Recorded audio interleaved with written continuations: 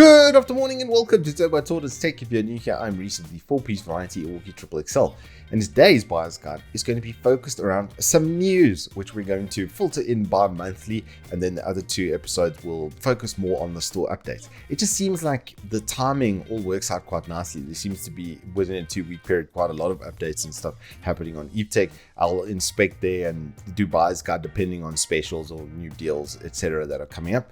But for the rest of the time, in a 2-week period, a lot changes in the environment, especially for us gamers. So it only seems natural to give that a little bit more focus, because this week we start off with Steam. They currently are phasing out support for Windows 7, 8, and 8.1, which is kind of fair. Windows 7 stopped being officially supported in 2020, so it's not getting, any of the security updates, etc., that are kind of vital to making sure there's no malware, etc., getting into your system, perhaps stealing your Steam credentials with your credit card then linked to it. That just ends badly, doesn't it? So yeah, I think it's time, homies. If you are running a Windows 7, 8, or 8.1, go the Windows 10 route is my suggestion. And especially if you can just upgrade on your active installation, then any of the older drivers and stuff you have will then port over to your Windows 10. This change is only going to be effective from January 1st of 2024, so there is still quite a bit of lead time coming up to then, so it's not like do it immediately, but I would consider, if you're not in line by September, that you're putting yourself probably in a bad position. In product news, this new Gamdias is looking really flippin' cool. Okay, Gamdias water coolers, the water cooler and the pump have always been pretty damn good quality. I'm still using my 280R to the day, trundling along after 3 years, and the pump still works perfectly. I can hear the water level is getting a little bit low though, but it's in line with the expected product lifetime, but it's still working. So yeah, the only thing I've really replaced is the fans. So taking that into consideration, what they've done here with this new one is pretty flippin' awesome.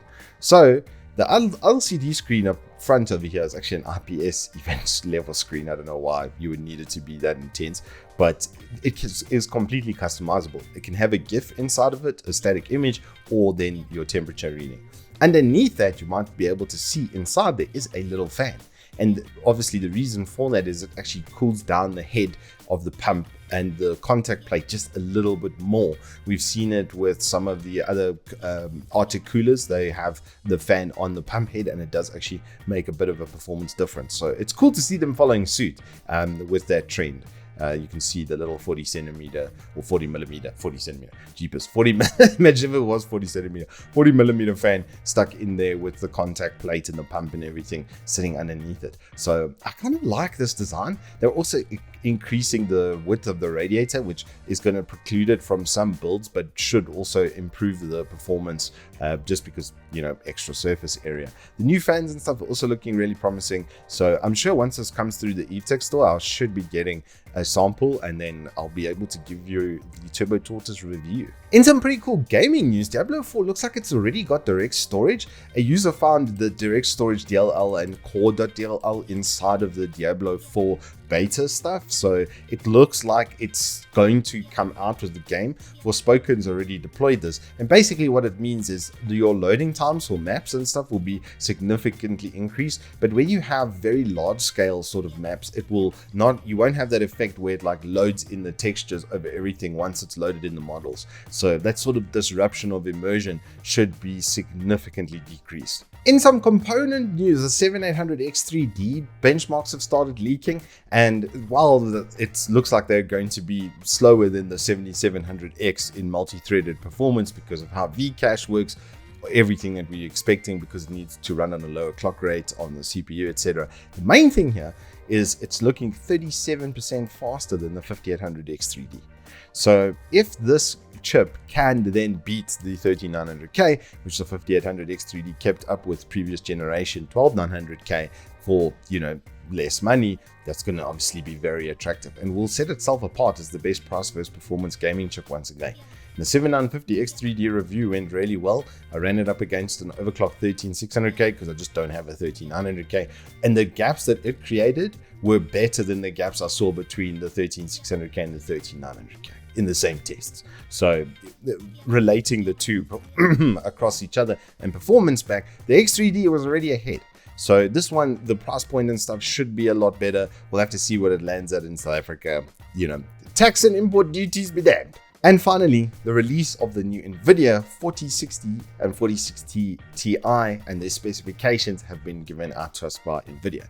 So it looks like it's going to be, well, we can see AD106 chip, AD107, this looks like it's going to be absolutely maxed out. The shader cores being quoted over here are the CUDA core counts, which are looking very, very healthy once again.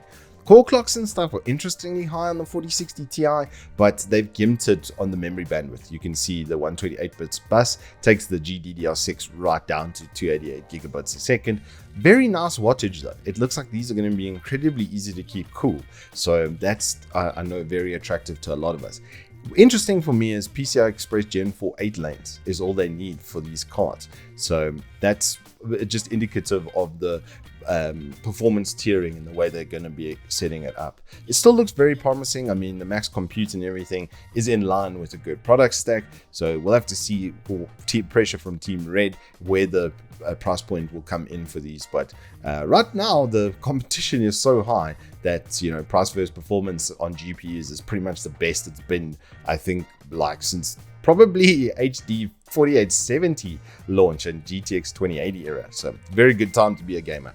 And then my Liptions is your news for the week. Some very interesting developments. I'm particularly excited about X3D and about 4060 Ti. I think you can agree that, you know, 160 watts with that sort of performance that they're looking at over there and the setup of it, it does look really, really promising. Kind of keen to get my hands on one of those and see if it can become the new price versus performance champ once again. Until next time though, if you guys have enjoyed this, please do hit us up with a like and subscribe, and I will see you on the flip side.